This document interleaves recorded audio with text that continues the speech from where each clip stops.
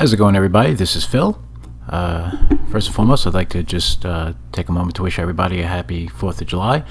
For everybody here in the States, and for everybody who's watching that might be from another country, then welcome, and happy to have you regardless. So let's get going on with the topic at hand here. This is Star Wars. Jar Jar Binks actor almost ended his life after backlash.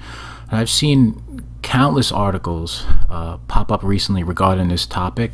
At first, it wasn't something I felt I wanted to address. I rather try to keep things light on this channel. And the topic of suicide isn't something I think that should be made light of. Absolutely not. But as more and more news sources and outlets get their hands on a story like this, you see the way in which they begin to spin and work it into the current state of affairs in regards to Star Wars and what people like to call the toxic fan community. The group of us that are dissatisfied with Lucasfilm and Kathleen Kennedy's identity politics and the disaster that was The Last Jedi. And in my opinion, the vast majority of us are comprised of passionate yet rationally thinking people, who are fans that just want to see quality storytelling become the top priority for these movies again. Let's kind of get through this article here, and then I'm gonna click over to another article to just kind of show the way that this is just perpetuating other things, in a narrative with the fan community, and how it just kind of finds itself showing up in the doorsteps of other stories. So, as the 20th anniversary of Star Wars: The Phantom Menace, I can't believe it's been 20 years, just about 20 years already, release approaches, Jar Jar Binks actor Ahmed has revealed that the backlash he received for the role nearly led him to commit suicide. And again, that's just a terrible thing. And I'm happy that he was able to hold on, and not give in to these thoughts, these tendencies, and really come out of things on the other end with the ability to move forward, and still pursue artistic endeavors. So it says here, Ahmed posted a picture to his Twitter account today in which he and his son stand at the place where he nearly took his life 20 years ago. So here's the picture, and it's the quote here is in his tweet. So there's the picture, and the tweet says, 20 years next year, I faced a media backlash that still affects my career today. This was the place I almost ended my life. It's still hard to talk about it. I survived, and now this little guy is my gift for survival. Would this be a good story for my solo show? Let me know. I say yes, it would, Mr. Best. Look at that picture, and just try to take in how powerful it is, as it relates to his personal story. Nearly 20 years ago, he stood at this very spot, contemplating taking his own life, just an end to it all. And now here he stands, holding in his arms a person who he gave life to. The poetry of this picture, how things have come full circle. It's absolutely a beautiful thing to behold. Here he stands, with a life that was saved, and life that was gave. So, it really is. It's poignant. It's very, very, very powerful. So I'm very happy for him that he's arrived at this place, and he could raise, a young person to be a great man one day, hopefully. So, good for him. So let's move on with the article. Best has received an outpouring of support on the post, including from Star Wars: The Last Jedi director Rian Johnson, who's been subject to his own backlash from angry Star Wars fans. Of course he chimed in. This man, he lives on Twitter. I mean, when do you find time to work on movies? You know, shouldn't you be planning a trilogy that will never see the light of day? Lots of love to you, Ahmed. Johnson wrote. I think there are many of us who'd get quite a lot from hearing your story. You know, well, look, that's a nice comment by Ryan, and I don't think, Ryan Johnson. I don't think the man's an evil person. That's just silly. He's guilty of being a shitty Star Wars writer and director, if anything. And maybe a bit of a troll. More than a bit of a troll. But look, I'm sure he's not being disingenuous when he says these things to Ahmed Best. But it sure is a convenient timing for him as it relates to everything that's been going on. So, disingenuous or not, there was no way he'd pass up the opportunity to comment in some capacity. So Ahmed Best is not the only actor from the prequel trilogy to have his career affected by backlash from the films, as Anakin Skywalker actors Jake Lloyd and Hayden Christensen were also subject to massive career setbacks, with the former ending his career before it ever really started due to the amount of bullying he received. And that's the curse of Anakin. And again, this is a shame. Look, when I was younger, I was bullied.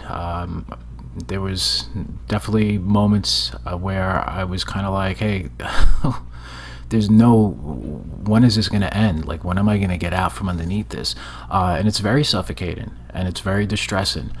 So I have a lot of empathy for people who have to deal with this. And, it's not how I choose to conduct myself as an adult. I don't like bullies. I don't take it upon myself to go off and bully somebody. I try to get every side of a story before I jump to a decision. Sometimes I could be misinformed, and if I am and somebody points it out to me, I take that in, and I'm more than happy to see things from a different perspective. This kind of stuff here, you hate to hear it, and it's unfortunate because they're just actors. They're just doing what's been given to them as a job. They didn't write these stories.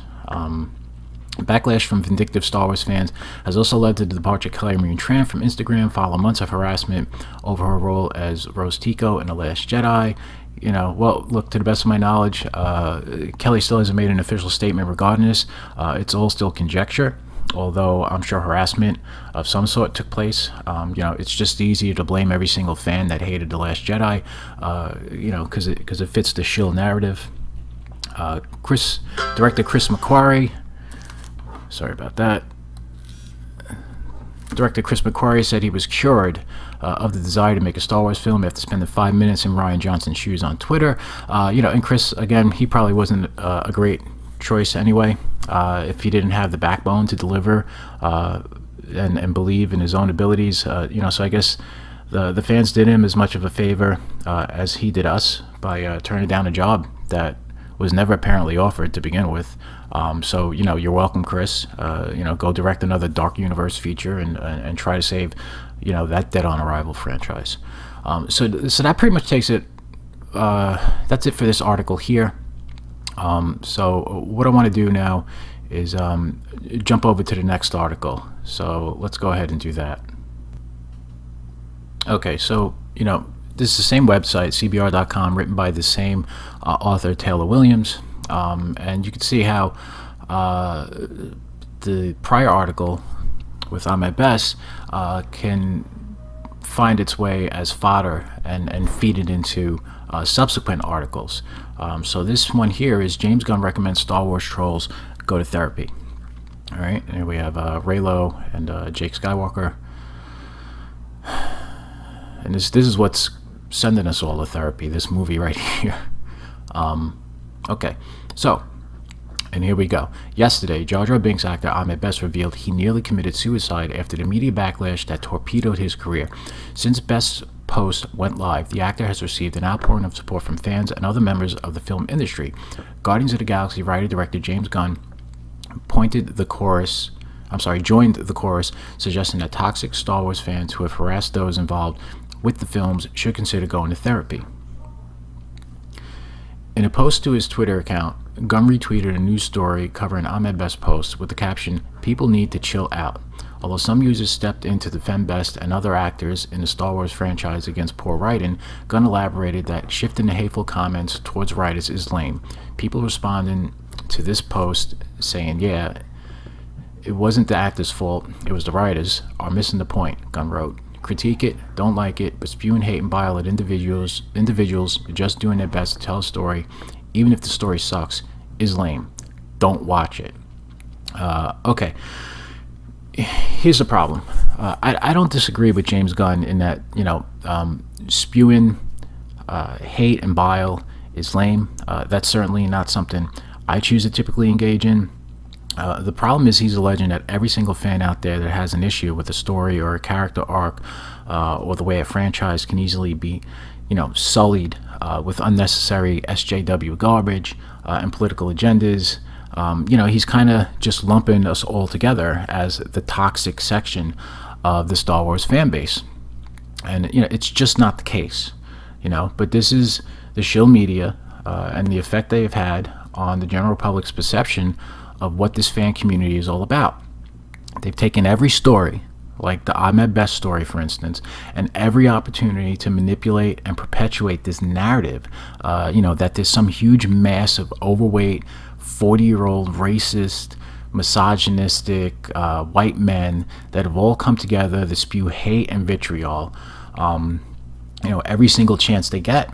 And once you continue to beat that drum long enough and people continue to see these stories come out over and over again, they begin to believe this is exactly what's going on, and then perception becomes reality. And look, James Gunn has probably fallen prey to this same narrative much in the same way, Chris McQuarrie did. These guys, like I said in the video I did about Chris McQuarrie, these guys, they just aren't as invested as fans are. So they don't have the depth of knowledge we do. They're just not following this story day in and day out the way that we are. They get the Cliff Notes version of what's going on, and draw conclusions based off of what they hear, and see on the surface. As far as that old go-to, don't watch it. Well, you know what? F you. How about don't make it to begin with? Why do I, or any fans of a franchise, have to go away when they're given something they consider to be trash? These franchises don't exist on the grand levels they do without fans like us, like myself, shelling out millions of dollars collectively as a way of casting our votes of approval. But when a movie like Solo comes out and fans decide to actually not watch it, well, then we get chastised for not supporting Star Wars, and nobody understands our decision, to take a knee. You can't have it both ways, James. And you're allowing the media to pull the wool over your eyes by painting the Star Wars fan base with such broad strokes, and you're missing the message in the finer details. Okay. And look, if a movie comes out with lofty expectations and completely shits the bed, it's absolutely critical to hold the director, writers, and decision makers responsible for putting out such garbage. All right, I would suggest doing it in a more measured way. I'm not about hate speech or anything racist and sexist, but other than that, I say let them know. So history doesn't repeat itself, and spare the actors the grief for just playing a character. Blasting Kelly Marie Tran or Ryan, for Rian Johnson's horrible decision making, that is lame. If for no other reason, then why should Rian Johnson be sharing all that? Getting ripped into. He created this mess. He should get all the shit for it. I mean, that's the way I feel. So, here's the tweet. People need to chill out. Jar Jar Binks actor Ahmed Best says backlash was so bad he considered suicide. Okay, and in a final tweet to the thread, Gunn recommended therapy for those whose self-esteem is dependent on the quality of the current crop of Star Wars films. Star Wars or any movie may be important to you, but it doesn't belong to you. He wrote, if your self-esteem depends on how good you think the current Star Wars is, your childhood is ruined, or your childhood is ruined because you don't like something in a movie, go to therapy. And the last two, actually these last two paragraphs are just from the prior. They just copied and pasted into this. So this is essentially the end of our article here. And okay, so James, look, he he appears to be yelling at us. That seems toxic to me. I don't know about you. I'm certainly not yelling. Look, Star Wars may be owned by Disney, but it's bigger than merchandising rights and corporate logos, or any names signed to dotted lines. If Star Wars ever belonged to anybody, it was George Lucas. And he cashed in his chips and got out of the Star Wars business. And I would be so bold to say as, that fans, even with Uncle George at the helm, felt a certain level of ownership of the franchise. And look, there's something to be said about a franchise like Star Wars that up until recently always operated in the black. Okay, studios turned a profit, toys flew off the shelves. People clamored for more. And that's just not the case anymore. All right, the brand has been tarnished under Kathleen Kennedy's rule. With her and her story group, and Brian Johnson. And look, while I don't doubt that there's plenty of great movies and shows left to be told, the rose is off the bloom at this point. And I have serious doubt things will ever return to where they once were. All right. And look, it's the fans who kept this franchise alive in the lean years. When movies and when movies were released, they were rewarded. The box office, that came back was, it was huge. All right. And in between all that, look, we created fan fiction and fan websites and fan forums and fan movies and replica prop forums and costume communities and YouTube channels, all that more because we love this franchise so much. All right, so much so that we took it upon ourselves to create even more content than we were given. So in a sense, we absolutely took ownership of Star Wars. Okay, we belong to a community that belonged to Star Wars, and in turn, we felt Star Wars belonged to us. Now, James, I don't think anybody is so delusional that they don't understand that they don't have ownership of Star Wars in a legal sense. But I mean, who the hell are you to tell me or millions of fans around the globe that the love in our hearts for Star Wars doesn't come from a very strong place of belonging? There's genuine love and care and concern for something that's given us so much joy for so many years and appears to have lost its way so magnificently. Those who attack people in a vicious way don't serve the greater good of the fan community and the message we're trying to get across to Disney and Lucasfilm. Unfortunately, the media continues to show us in this light because it gets clicks and page views. And look, I'm a huge fan of what Jame Gunn has done with the Guardians of the Galaxy movies. I find them to be incredible entries into the MCU. I think they're very satisfying movies. And I would think a lot of people who love Star Wars also love those movies. So, the same people you're telling to go get therapy, James, are the very people that turn out to see your movies and buy the Blu-rays. I mean, that's at least the case with me. So, I mean, I'm not going to hold a grudge against you because you're misinformed or inclined, to jump to a conclusion that's clearly been, manipulated by a press that mostly looks down on the fans. But for me, it's a little disheartening to know more and more directors are getting turned off to the idea of Star Wars because there's this false narrative out there that, the community is a toxic cesspool of fan hate when it's just not the case. And I would hope that as time goes on, people will eventually realize there were far more layers to the story than most of the media would have them believe. But again, at that point, who knows if the damage done could ever truly be reversed. I mean, I guess only time will tell. This September is going to really mark the first true turning point. Once Kathleen Kennedy is sent packing and her replacement is named, whoever that ends up being, hopefully it's the right decision. From that point forward, and maybe we can start the journey to making things right again for Star Wars and the fan community as a whole. We'll see. So, anyway, what do you guys think about all of this? And and the way the media has really done a disservice to the majority of us that don't subscribe to such hate and bile. As Jame Gunn put it, it almost feels that Kathleen Kennedy and Rian Johnson are happy to let this franchise fall into such a perceived state of chaotic toxicity and disrepair that nobody will want to come within 100 miles of Star Wars, and then they can just scapegoat the fans for their failure, to deliver a quality product. Anyway, as always, I'd like to thank everybody for watching. Please feel free to like and comment down below. And if this is your first time here, please consider subscribing to my channel and giving that little bell a click so you can be notified next time I post a video. Until next time, be happy, be safe, be healthy. Have a great day, guys. Bye-bye.